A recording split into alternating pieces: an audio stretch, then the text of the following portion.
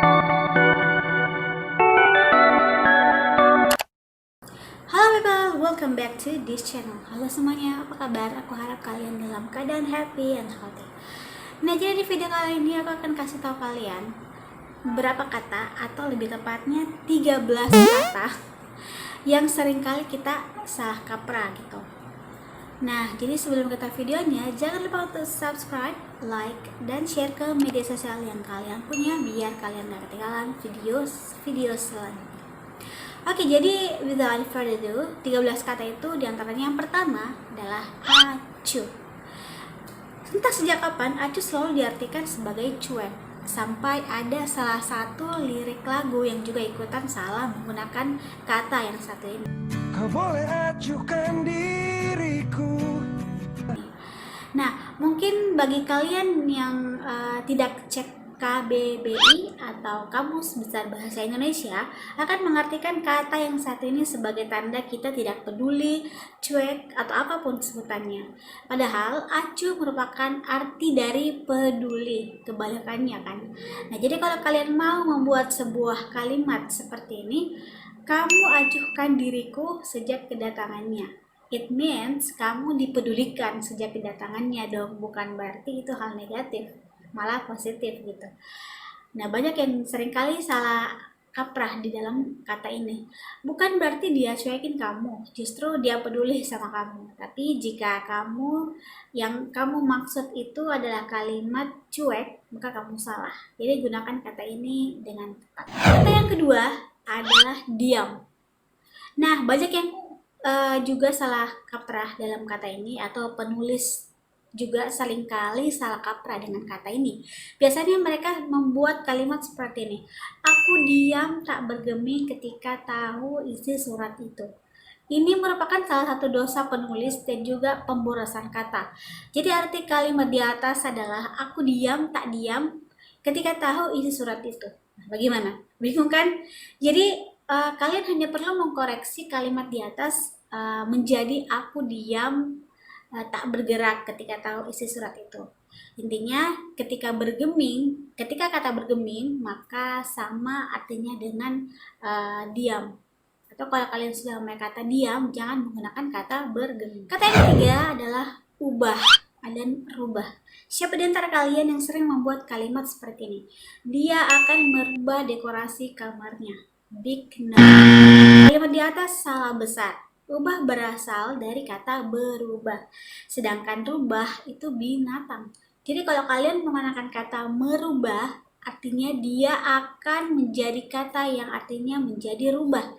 Sedangkan ubah, jika dibubuhi awalan me, dia harus menjadi mengubah. Jadi yang benar adalah dia akan mengubah dekorasi kamar.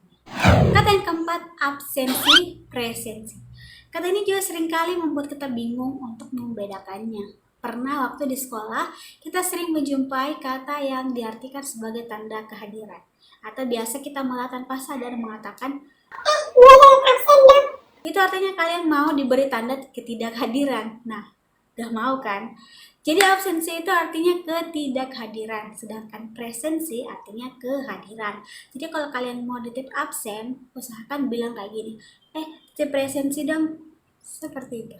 Kata yang kelima, nuansa, suasana.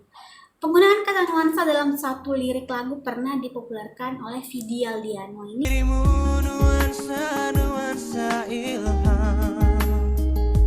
sudah termasuk benar.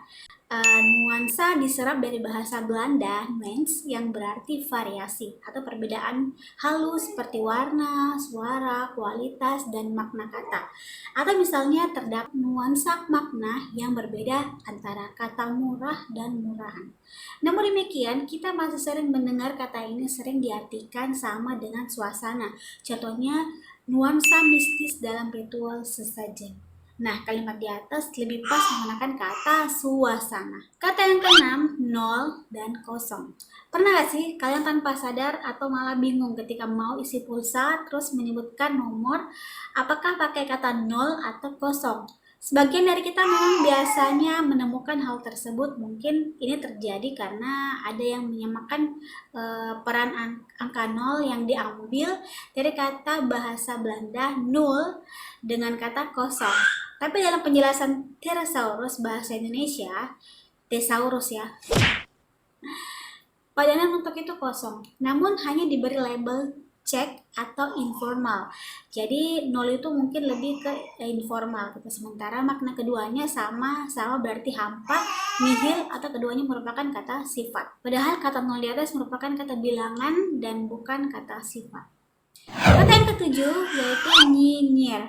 Nah, ayo, siapa di antara kalian yang suka nyinyir? Tahu nggak sih, kata nyinyir yang kalian maksud di sini adalah mengejek, menghina atau semacamnya. Itu salah besar.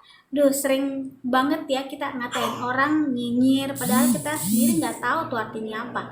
Nah, kata nyinyir dalam KBBI atau Kamus Besar Bahasa Indonesia artinya mengulang perintah atau permintaan atau cerewet. Jadi nyinyir itu bukan berarti nyindir ya, tapi cerewet. Nah, kalau misalkan kalian mau ngejek orang itu artinya lebih ke menyindir, bukan menyinyir. Kata yang kedelapan, emosi. Selama ini kata emosi hampir selalu identik dengan kemarahan. Lalu banyak orang yang mudah marah seringkali dengan menyebutkan emosional. Padahal emosi di sini bukan hanya sekedar perwujudan rasa marah, tapi juga rasa senang, sedih, bahkan kasmaran juga merupakan bagian dari emosi. Menurut KBBI, emosi adalah luapan perasaan yang berkembang dan surut dalam waktu singkat. Jadi jangan mengatakan kalau emosi itu hanya marah, melainkan seluruh perasaan yang kita rasa. Kata yang ke-9, wacana.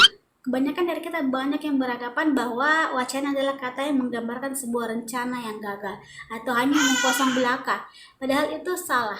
Dalam KBBI, wacana adalah percakapan atau komunikasi verbal, biasanya berupa pidato, khotbah, atau diskusi. Jadi kata wacana untuk menggambarkan rencana yang gagal merupakan salah kaprah yang masih sering kita gunakan dalam berbahasa Indonesia. Nah, kata yang ke-10, antisosial dan asosial. Perlu digarisbawahi dan bedakan antara antisosial dan asosial, karena kedua kata ini adalah maknanya jauh berbeda maksudnya. So, antisosial biasanya kita sebut sebagai orang yang tidak mau berbaur dengan lingkungan. Padahal antisosial itu adalah perilaku melawan masyarakat atau lingkungan seperti merusak, membunuh, merampok, atau perilaku licik lainnya. Bisa dibilang antisosial merupakan bentuk gangguan kepribadian yang berkaitan dengan psikopat. Nah loh, jadi kalau misalkan kalian menyebut orang yang kurang bergaul atau kurang membaur dengan lingkungan, kalian bisa bilang asosial, yang dalam KBBI artinya tidak bersifat sosial atau tidak mempedulikan kepentingan masyarakat. Jadi jangan katakan orang yang tidak mudah bergaul itu antisosial gitu. Jadi gunakan asosial. Kata 11, galon atau galon. Apa yang kita pikirkan ketika mendengar kata galon ini? Pasti kalian membayangkan kalau kata galon itu benda yang isinya air minum atau benda yang bisa dipakai untuk tabuh-tabuhan saat nonton pertandingan. Nah, ternyata galon itu adalah satu takaran barang cair sebanyak 3,78 liter atau 4,54 liter. Jadi galon itu bukan benda, tapi jumlah atau ukuran benda cair. Kata yang ke-12, pasca dan pasca. Kata pasca dibaca pasca, bukan pasca. Dan juga kata berikutnya disambung, tidak dipisah. Misalnya, pasca bayar, pasca benda, dan lain-lain.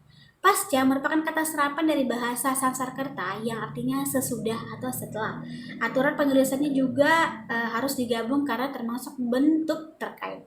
Masalahnya masih banyak yang menulis atau membaca kata ini dengan ejaan pasca. Kata yang ke-13 atau kata yang terakhir adalah jam.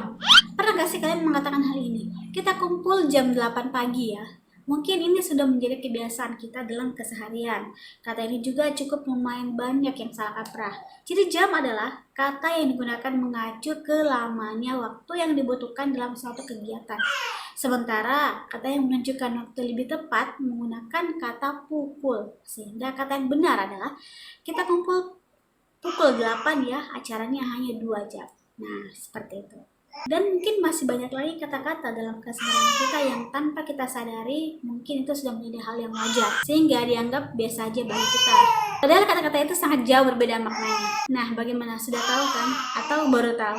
Kalau sudah tahu ya alhamdulillah, bagi yang belum tahu jangan salah kaprah menggunakan kata yang salah. Jadi jika ada kata salah kaprah yang mungkin kalian tahu, jangan lupa untuk komen di bawah biar kita share sama-sama. Dan mungkin sampai sini aja video aku. Semoga bermanfaat. Jika kalian suka videonya, jangan lupa untuk like, subscribe, dan share ke media sosial yang kalian punya. See you next video. Have a nice day. Bye bye.